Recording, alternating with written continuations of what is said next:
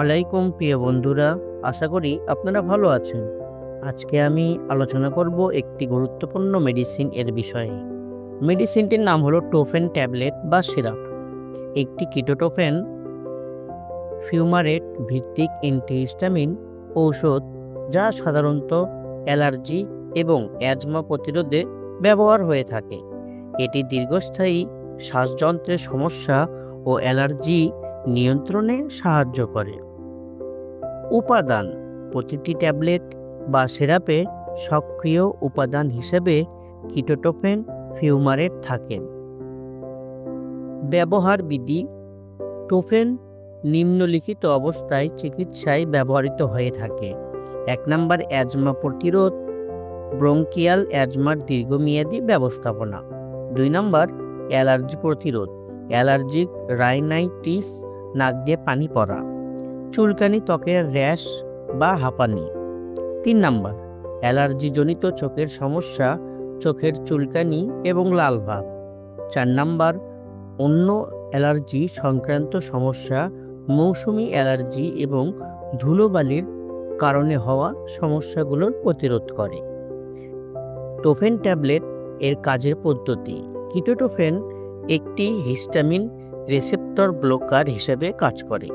এটি শরীরে হিস্টামিন নামক রাসায়নিকের কার্যকারিতা কমিয়ে অ্যালার্জির উপসর্গ হ্রাস করে এবং মাস্টোসেল থেকে প্রদাহ সৃষ্টিকারী উপাদান নিঃসরণ প্রতিরোধ করে। ডোজ এবং ব্যবহার পদ্ধতি: কিটোটোফেন টোফেন ট্যাবলেট প্রাপ্তবয়স্ক প্রতিদিন 1 মিলিগ্রাম একটি ট্যাবলেট দিনে 2 বার। শিশু 6 বছর বা তার বেশি প্রতিদিন 1 মিলিগ্রাম দিনে 2 বার। শিশুদের জন্য 6 মাস থেকে 6 বছর প্রতি কেজি ওজনের জন্য 0.25 মিলিগ্রাম দিনে 2 বার, চিকিৎসকের নির্দেশ অনুযায়ী অবশ্যই। কিটোটোফেন ট্যাবলেট এর পার্শ্ব প্রতিক্রিয়া: টোফেন সাধারণত নিরাপদ, তবে কিছু পার্শ্ব প্রতিক্রিয়া হতে পারে। সাধারণত পার্শ্ব প্রতিক্রিয়া: ঘুম ঘুম ভাব বা অবসন্নতা, শুকনো মুখ, ক্ষুধা বেড়ে যাওয়া, পেটে অস্বস্তি। 2 নম্বর, গুরুতর পার্শ্ব প্রতিক্রিয়া খুব কম ক্ষেত্রেই হয়ে থাকে। মাথা ঘোরা, অস্বাভাবিক ওজন বৃদ্ধি, ত্বকে ফুসকুড়ি বা চুলকানি। কিটোটোফেন ট্যাবলেট এর সতর্কতা: 1 নম্বর, ঘুম ঘুম ভাব, গাড়ি চালানো বা ভারী যন্ত্রপাতি পরিচালনা করার সময় সাবধানতা অবলম্বন করুন। 2 নম্বর, গর্ভবতী এবং স্তন্যদানকারী মায়েরা চিকিৎসকের পরামর্শে সেবন করুন।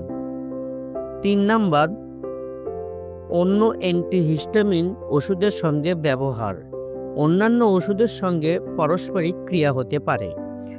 4 নম্বর, ডোজ পরিবর্তন: ডোজ শুরু বা বন্ধ করার আগে চিকিৎসকের পরামর্শ নেওয়া অবশ্যই জরুরি। বিশেষ নির্দেশনা: এটি অ্যাজমা উপশমের জন্য নয়, বরং প্রতিরোধের জন্য ব্যবহৃত হয়ে থাকে। সম্পূর্ণ কোর্স শেষ করুন, এমনকি যদি উপসর্গ কমে যায়। যদি গুরুতর পার্শ্ব প্রতিক্রিয়া দেখা দেয়, দ্রুত চিকিৎসকের পরামর্শ নেওয়া অবশ্যই জরুরি। আপনার নির্দিষ্ট অবস্থার জন্য সঠিক ডোজ ও চিকিৎসা নিশ্চিত করতে চিকিৎসকের পরামর্শ অবশ্যই নেবেন।